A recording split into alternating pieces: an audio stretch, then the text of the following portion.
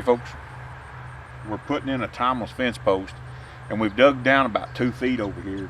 We're over here putting in a cross fence, and one of the things that you can do if you can't reach depth, or I don't like to dig a big hole, and the deeper you go, it seems like the wider, particularly if you're drilling it by hand, the deeper the hole, the wider you got to have it in order to get it out.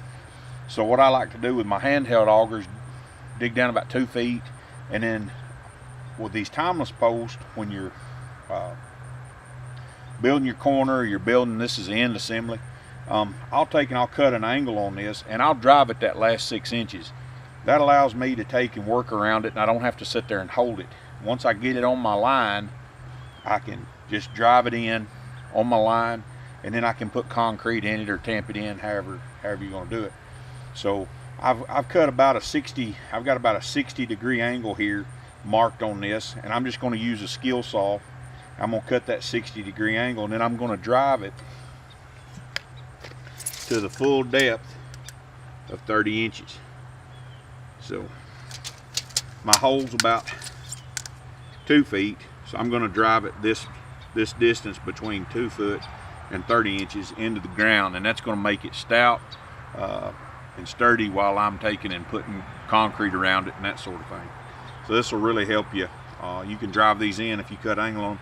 And if you're just putting a cross fence in, you need an H post out there in the middle of your fence somewhere. You really don't have to go through the trouble of digging the hole. You can drive these posts in with a sledgehammer or with a pneumatic driver, with just driving them in the ground. If you've got good ground, if you've got good loamy ground, you can drive them right in. They will drive quite nicely.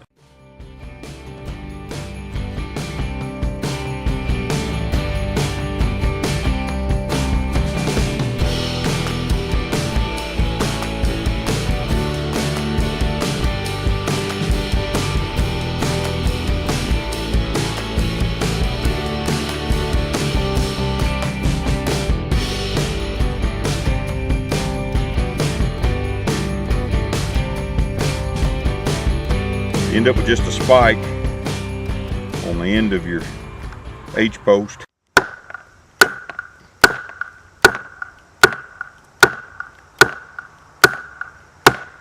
Tell me when to walk.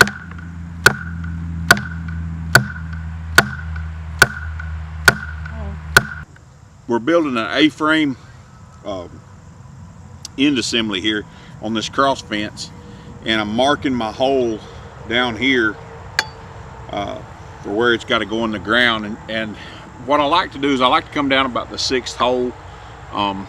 All this stuff is interchangeable. Where you put it at is really not as important as putting it where it's not going to interfere with your fence, where you're going to put your wires at. Generally on the 6th hole, I'm generally fairly good there. It takes up 2 holes, and it's generally 2 that I skip. So put it on the 6th hole. And I want it to be at about a 45, and none of this stuff has to be really technical. It just gives you an idea of where you're going to dig. We're going to dig right here, and we've got this much of our post that's going to go in the ground. As you can see from here up, that's quite a substantial piece of post going in the ground. It's going to have concrete in it, and concrete under it, and concrete on top of it. So it's going to take and really support this post as we pull down this line. So I wanted to show you guys how I mark for my angle brace, and I like it to be on a 45. Now I could move this up higher and it would shorten it up, but I find that right about the 6th hole is the best place to put it, how I lay my wires out. So if that's in your way when you're laying your wires out, you got to do a little bit of preliminary thinking there and a little bit of planning.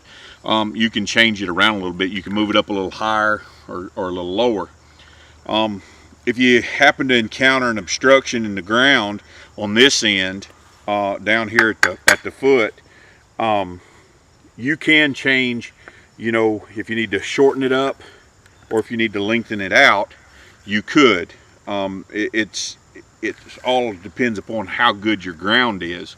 But there again, I'm looking for that 45 because a 45-degree angle disperses pressure better than any other angle. but if you need to, you can move it up and down. And then whatever angle you go with here, if it happens to be longer or shorter, you can take and cut your stay, your kicker of your A-brace. You can cut it accordingly and join it in there. So we're going to take and put a hole right here, and then we'll mark for our angle.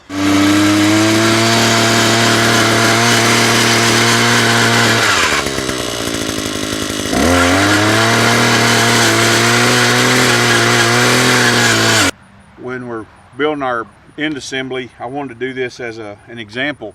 We actually marked it at a 50 as I was digging my hole. I could have just dug the hole out. The ground was in plenty shape, but I wanted to show you guys what you can do. You don't have to get the full post in the ground if you've got adequate concrete in it. This is a 7-foot post, but I'm going to cut this much off, and I'm going to cut it at a 50-degree angle instead of a 45. You know, this would be a 45, and we're at about a 50-51-degree angle. My square tube that I'm going to use, I'm going to have to cut it at a 50 also, so that it meets up with my post, my corner post, so that my stay meets up with it at the correct angle. So I'm going to cut a 50-degree angle here.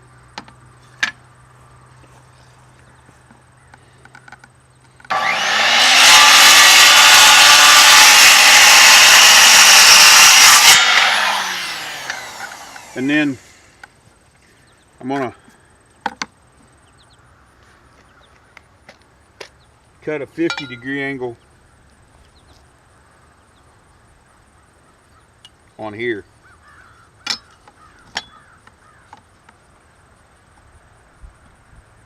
When you're in the field, you gotta use whatever you got. You gotta use whatever you have. As a table, we've got a poly rope reel here. We're at the back of the barn.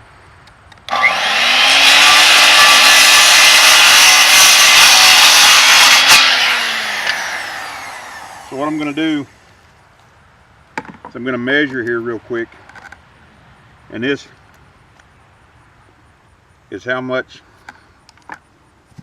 my square tube is going to have to stick out of my post. So I've cut my square tubing on a 50-degree angle to match my stay, and now I'm going to put my square tubing in, and I've marked it before using the depth. And that's how far it's going to have to go in to the post. And you can take and you can check it by taking a scrap piece and sticking it to it. That's exactly what it'll look like on the post.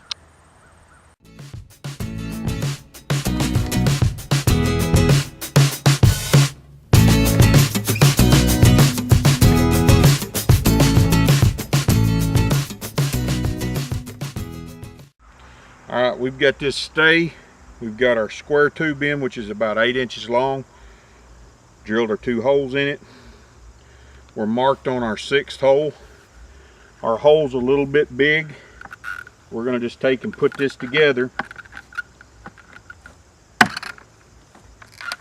like so.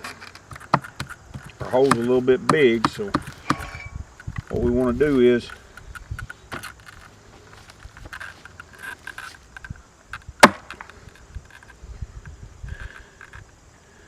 put some dirt right in that hole. We're right on our line. So we're just going to take and put a little dirt in that hole. Now we're going to put our hole right in line through our square tube, through our other H post.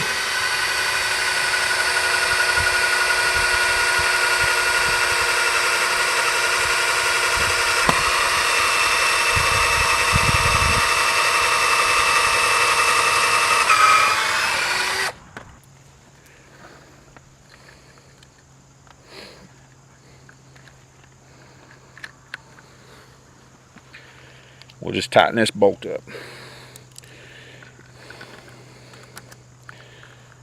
the A-frame corner, the A-frame end assembly, same thing we hang our gates on.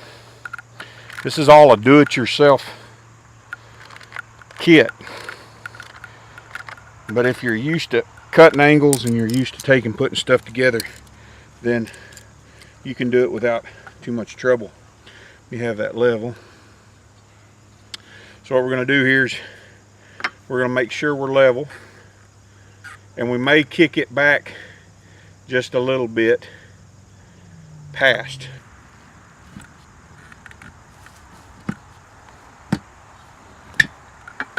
So you may have to adjust a little bit as you tamp. Make sure that you're level or a little past level in the opposite direction of your pull. Here we go. Good job. Now we're just going to fill this hole in. We're just tamping dirt in this hole. And I just wanted to give you guys a kind of an idea of what you can do with these posts and with these corners. We're still just about, we're a little bit past level. It's that bottom one there. A little bit past, and now I'm having trouble pushing it. So you can see how well it works. The last part of your A-frame end assembly, corner post or gate post, whichever you're using it for, is your support between your post and your stay or your kicker. And the best way to find the angle, your angle's probably not going to be the same as your angle was up here. In fact, it's going to be a little less.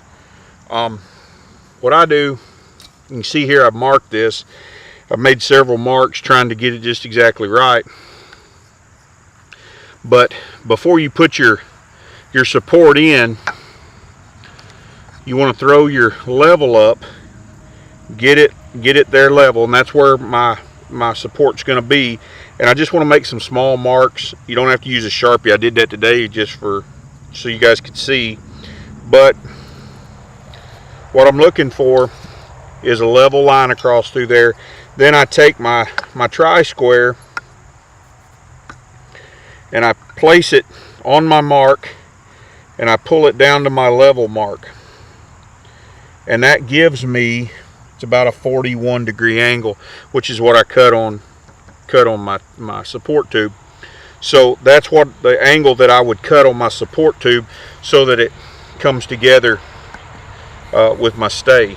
Then it's just a matter of drilling some holes, putting in some bolts.